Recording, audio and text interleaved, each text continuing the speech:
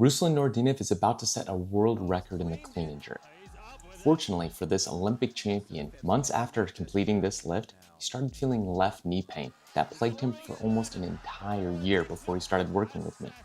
Today, I'm going to show you the step-by-step approach we're using to fix his knee pain, and hopefully it can help you too. Hey, what's up everyone? I'm Dr. Horschig, physical therapist and strength and conditioning coach. Today, let's go through how I address knee pain. There's a 3-step approach I'm going to walk you through it. O.A.T. Observe, assess, and test and retest. The first thing is we have to watch how a lifter moves and see if we can get any insight into why they may have the pain that they do. Are there any technique inefficiencies, pains at certain parts of the movements? Let's find out. So first, we had seen that Ruslan started bandaging his left knee just to get through his workouts. You can see in this video, he's got bandages running from almost his ankle all the way up to his hip.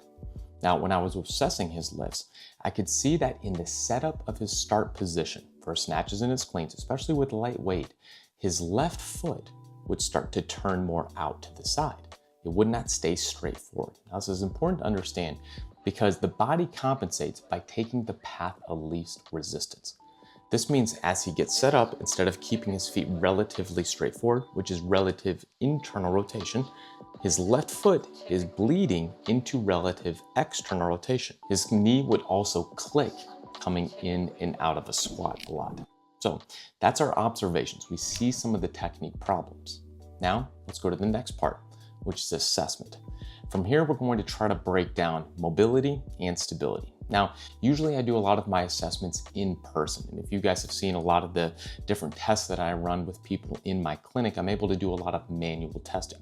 Well, Ruslan's all the way in Uzbekistan, so we didn't have that luxury. But I was able to have him try a couple different tests. We were able to see what we found. Were there any differences or asymmetries? Most knee pain is not a knee problem. That's just where the symptoms are. So a lot of times we want to start by looking at the ankles and the hips and see if there's any asymmetries. Not just is the person stiff, but is there a significant side-to-side difference that can potentially let us understand why there's overload at the knee joint. Now, we started by looking at tibia rotation. How well did the feet move in? Because remember, when he would get set up in his initial start position, his left toe would want to spin out. Now, he was able to move his feet in relatively the same amount. That means that the ankles could be cleared. They weren't the main source of problem because there wasn't a big side-to-side difference. When we looked at the hip, we started with the Faber test. The Faber test assesses external rotation and extension, basically the ability to open the hips. Now, his right side and his left side were able to open up well. So we could clear that mobility restriction as being a potential source of problem. Internal rotation is a tough one to assess on your own. In clinic, what I'll have people do is lay on their back and then I'll move their hip side to side and open up to see if passively there's a difference in hip internal rotation. Now for him, I wasn't able to do that. So I had to perform a 90-90 rotation and see if it felt different. When you move the knee in, that's the motion of internal rotation. And when he did that on his painful left side, he actually felt restricted moving that way. So we found that he had a limitation in hip internal rotation. The reason this is important to understand is because when the hip isn't able to internally rotate as you go into a squat, because as you squat down, the femur is relatively moving into internal rotation on the pelvis, there's going to be a stress concentration change and shift all the way down at the knee. So again, a lot of times people who have knee pain have issues all the way up at the hips and or the ankles that lead to a stress distribution change all the way down at the knee joint. That's why a lot of plans that you'll see people tout on the internet nowadays that are directed at the knee, trying to get your quad stronger, specifically your VMO, don't give good lasting results to most people. Because while it does create a good strength stimulus for the muscles around the knee, it's not addressing the mechanical cause of the stress concentration at the knee joint in the first place. So we have to take a step back and understand how the body's moving as a whole.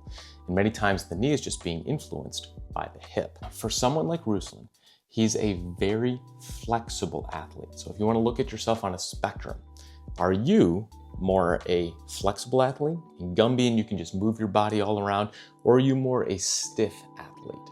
Now, Olympic weightlifters, good Olympic weightlifters are often going to be like gymnasts, on the very Gumby side of things. They have a lot of mobility. This means that instead of actually giving them a flexibility drill to improve that stiffness, sometimes I jump straight to stability. If someone is very stiff and they're just naturally a tight person, let's say maybe a power lifter, or someone that just naturally does not have a lot of flexibility, usually I will start with a mobility drill to open their body up. Because if I go straight to trying to do a movement acquisition drill, like a strength or a stability drill, if they have a significant mobility restriction, they're just going to be impeded in trying to get anything out of it if I go straight to a strength drill, because they're going to push into that mobility restriction, not be able to move fully. But for someone who naturally is very flexible, again, gymnast, Olympic weightlifters at the elite level, the stiffness that they feel is often just a compensation for the limited stability and movement control. So I gave him an exercise called the DNS star. Basically, this is a side plank clamshell mixed with a squat. And I had Ruslan break it into 2 parts. So he moved into a side plank clamshell, and then he dropped his pelvis towards the ground, moving into relative hip internal rotation, and then squatted down, held for a second or 2, and then came back up. Now, for most people, that's going to be way too tough to start. So here's what you're going to do. You're going to do the side plank clamshell, moving into the side bridge, and just open your top leg. From here, we want to think hips off the ground like there's a fire on the ground, and then twist open the pelvis slightly, and you'll feel that downside glute working really hard. 5-second hold, and then usually I slowly come back out of it. So that's the way that we're strengthening the lateral chain, not by focusing on one muscle, but the ability of the body to work in a linked fashion to stabilize through the lateral hip, which is also going to then affect the knee. Step 2, you can then just raise this top leg up, and that increases the demands on stability a lot more. Again, 5-second holds, slow back down. Then you can get to the progression where again, we're moving not into just extension, but then also flexion. And remember, flexion is associated with relative femur internal rotation.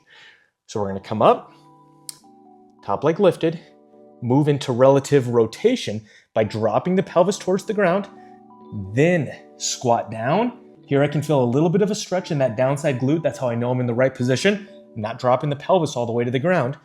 1, 2, 3. Drive back up, hold up here. 1, 2, 3. I could reset, or I could do multiple reps in a row. So pelvis down, femur internal rotation, squat down. I'm reaching now. It looks like a hinge. 1, 2, 3. Back up, then relax. I had him do 5 reps in a row. Another exercise I gave Ruslan was a single leg bridge with a band attempting to cave his knee. Now what this is doing is trying to pull the body into a bad position, knee cave. The body has to learn to react and create more stiffness and stability through the hip joint. The reason I gave him this was because when I had him do a single leg bridge on his pain-free right side, he could feel his glutes working hard. But on the left side, he felt mostly hamstrings. So what this means is that he needed an emphasis to better move through the hip and stabilize through the glute and the lateral hip, his lateral chain. Now this part of the knee pain fix process is the T, test and retest. So what I have my patients do is perform the exercises I want them to perform and then directly go into a movement that was prior painful. And I want to see, is the exercise stimulus that I'm giving them creating any change at all? This gives us a really good understanding as to whether or not the exercises we're performing are good exercises or are they targeted exercises for the individual's movement problems directly related to their injury. So I had him perform the DNS star in the single leg bridge with the band pulling in and then go and lift. He noticed huge changes instantly. Within the next couple days of performing these, he was able to do some speed squats. You can see right here, he's moving extremely fast, bouncing out of the hole, very violent. Notice he has no knee wraps on. This is the first time he was able to move weight like this in the drill for over a year because the left knee pain would plague him and challenge his ability to even get out of the hole quickly. Within a week, he was able to lift without his knee bandages on. He felt so comfortable doing that again. So by using this approach of observe, assess, and test and retest, we can often really pinpoint the mechanical root cause of a lot of knee injuries and give us good insight into what type of stimulus, exercise-wise, the body needs to fix the problem and get back to 100% lifting. Now, if you're dealing with knee pain, I'd highly recommend checking out some of these videos that I've done on knee pain, and also my injury fix book, Rebuilding Milo. It's on Amazon.com right now. If you're dealing with any aches and pains, this book has my entire process laid out for you. So go pick this up, and hopefully it can help you fix any type of injuries you have. Till next time, guys.